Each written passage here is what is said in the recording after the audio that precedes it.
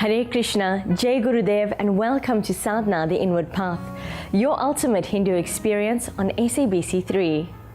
Guru is given a place of reverence and adoration in Hinduism. Guru is seen as the guide and spiritual teacher who elevates the aspirant to a higher realm. Today on Sadhana, we pay tribute to world spiritual masters who have played significant roles in transforming millions of lives around the world. We meet the world-famous Sadhguru at the Emperor's Palace in Kempton Park. Learn about deity worship as prescribed by Srila Prabhupada at ISKCON Centre in Port Elizabeth, and Sai devotees honour the teachings of their master at a national event held in Chatsworth Stadium. Modern-day yogi and a profound mystic, His Holiness Sri Sadguru is the founder of the Isha Foundation located in Coimbatore, India.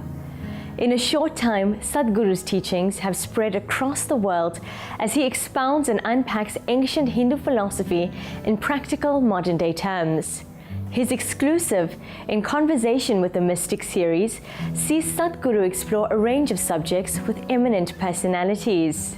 He recently graced our shores for a session with Minister Praveen Gordhan on inner engineering, directing your destiny, and Sadhana was there to find out more. The government alone cannot build a nation, it takes people to build a nation.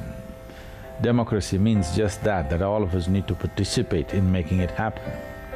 And there are means and mechanisms in a democratic process through which all of us can participate. Don't ask for a prediction, let's make a plan and fulfill that. This is how determined and committed people should be, that we must decide where we will go rather than asking where will it go.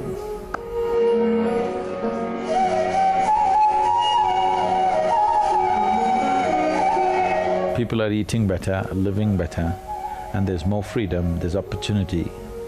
Reasonably, if not absolutely, reasonably there is an equal opportunity for everybody. We have to level that out further, of course.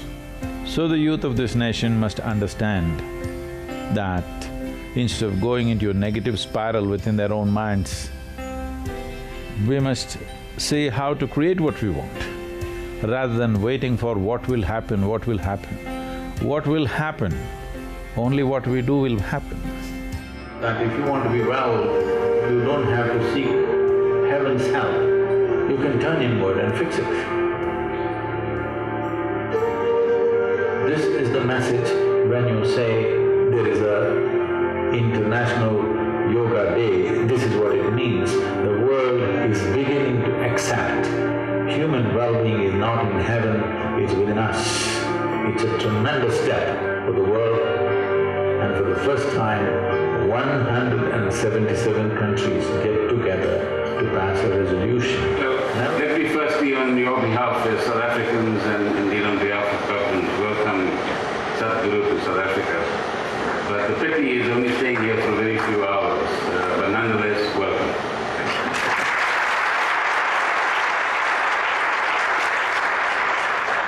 I've seen the people, next time you must show me the lines. We can show you more than the line, I can show you. It's a privilege to firstly be sitting next to an eminent and learned person such as Sadhguru, so thank you to the Isha Foundation for their very kind invitation to be here this evening. See, every generation complains about the next generation, and of course, the younger generation complain about the old generation. So, this is a serious lack of understanding. This is unfortunate in the world that though we have lived here for millions of years, we still don't seem to understand that we were youth just a few years ago. And we had the same or similar issues with our parents. If we are wise, we must make sure that our children don't have the problems or issues that we had with our parents. If the same thing repeats, it means we learned nothing from our experience of life. It is not true that youth is going all bad, that is what the older people think, because it's not going their way.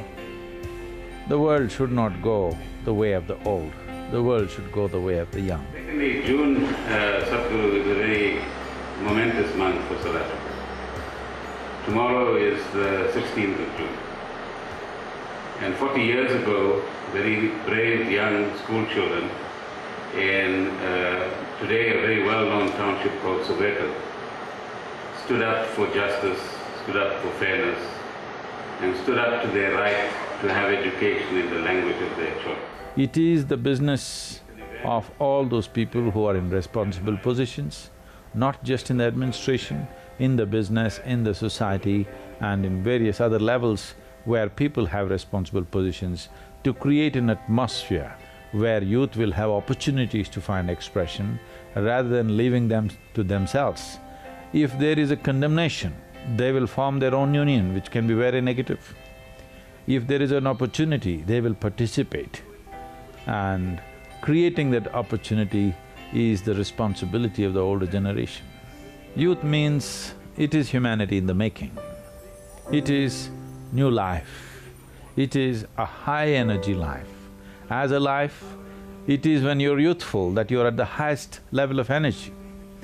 Why is it so important to be at the highest level of energy is, after all, life is a combination of time and energy. Time you cannot control, it keeps going away.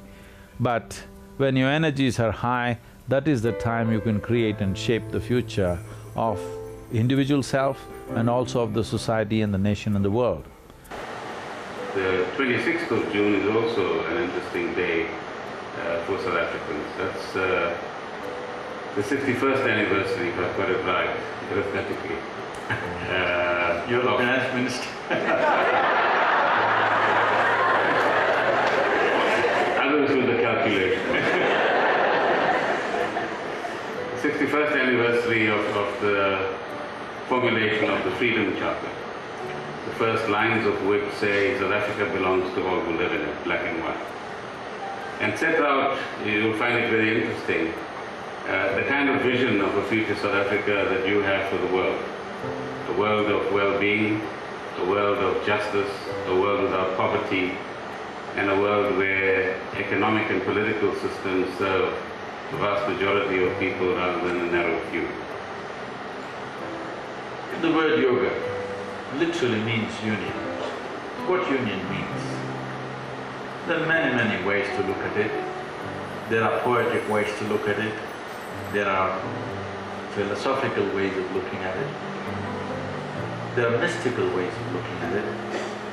But let me make it a very simplistic, common sense way of looking at it. All of you take your right hand and touch your left hand and say, please. Just touch it. Is that you? Hello? Touch the chair on which you're sitting. Is that you? How do you know this? What is the basis for you to know this is me, this is not me? That's a question. There is sensation here. There is no sensation here. Or in other words, what you're saying is, whatever is within the boundaries of my sensation is me. Whatever is outside the boundaries of my sensation is not me, right? So the definition of who you are is just this. Anything that is within the boundaries of my sensation is me. What is outside my boundaries of sensation is not me, am I right? There is water in this glass. Is this you? Hello? If you drink it, It could be. what was not you yesterday, you made it yourself simply by including it into the boundaries of your sensation. Right now, whatever is here in the form of your limbs and your body, this is definitely you, isn't it? But this was not you yesterday, a part of it at least. To be a good leader, it's most important that you have insight. Insight means you see something that others fail to see. If there is no insight, then the situation will be like this, that you're sitting on a perch, because that's what leadership means. You're sitting on a perch, but you don't see any better than others, then you will become an object of ridicule. So once you sit on a perch, you must be able to see better than others, that's insight. Then you need inspiration. If people have to stand by you, because unless people stand by you, you can't create anything. If you're just with lot of insight and you cannot inspire the people, then you will be walking alone and nothing will happen. So your ability to inspire people is most important.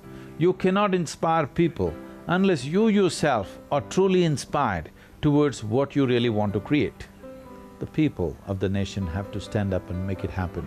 I hope the people of India and people of South Africa who have a close relationship for a long time, because our freedom movement started here in South Africa, there is a very tender relationship. So, I hope this visit fires up a new level of relationship, cooperation, which will lead to the well-being of the peoples of both the nations.